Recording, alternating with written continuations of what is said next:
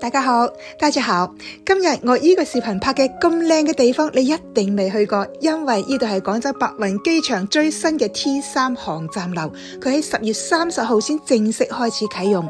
廣州白雲機場嘅 T3 航站樓實在係太靚啦，佢同 T1、T2係完全唔一樣嘅，因為佢係新開嘅，所以我揾唔到更多嘅資料，我只能夠直覺咁話俾你知，我行入 T3 航站樓嘅感受，你就跟住我流暢嘅拍攝嚟欣賞呢一座可以令我驚艷嘅 T3 航站樓。白雲機場嘅 T3 航站樓係以花開羊城花冠為設計理念，融合咗我哋嘅嶺南文化元素。依家你睇到嘅係出發大廳嘅商業區，佢採用嘅就係嶺南騎樓嘅建築風格。我覺得最搶眼就係頭頂上嗰個燈帶啦，你覺得佢似咩形狀呢？我覺得佢似廣州嘅簡稱穗，稻穗嘅穗，呢條長長嘅稻穗係貫穿咗整個嘅 T3 航站樓。我仲好欣賞 T3 航站樓裏邊嘅支撐，佢用嘅唔係一條條嘅柱，而係非常之流暢嘅幾何圖形。依家你再睇我旋轉出嚟嘅呢個充滿未來感嘅空間，你估下呢度喺邊度？我相信呢度一定係以後 T3 航站樓最紅嘅網紅打卡點。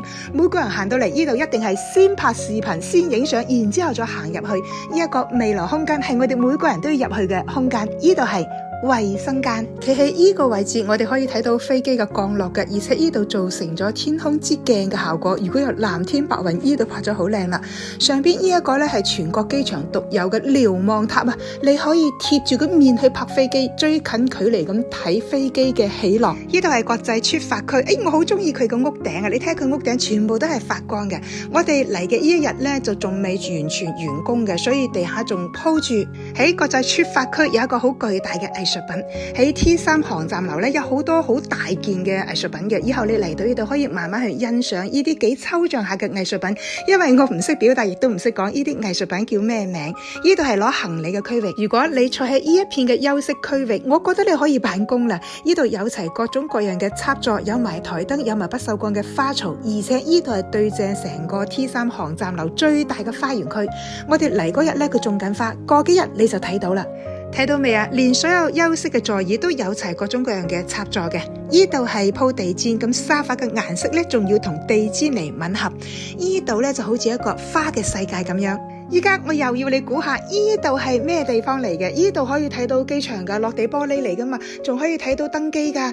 你估下呢度係咩地方嚟嘅？我一路拍已經一路笑緊嘅啦。呢度係女衛生間嚟嘅，所以話機場嘅衛生間係獨一無二嘅靚啊，其他地方冇噶。邊個衛生間可以睇到飛機嘅起落啊？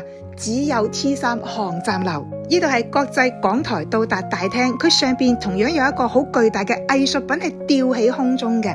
以後你再買到機票，你要睇清楚機票上邊寫嘅係邊一個航站樓啊？係 T1、T2 定係 T3？ 咁 T3 航站樓點樣嚟呢？官方已經發咗好多指引嘅啦。仲有就係你可以喺手機嘅導航軟件嗰度導航噶嘛，一定會好精準咁話俾你知點樣嚟到 T3 航站樓。T1、T2、T3 嘅航站樓之間一定有交通工具可以令到我哋自由往返嘅，無需要擔心。T3 航站樓係串聯咗航空加高鐵加城軌，係一個超級嘅交通樞紐。我哋廣州又有咗一樣可以令到我哋廣州人自豪嘅建設啦。今日我哋先睹為快，欣賞咗咁靚嘅白雲機場 T3 航站樓。多謝你嘅點讚同關注，拜拜。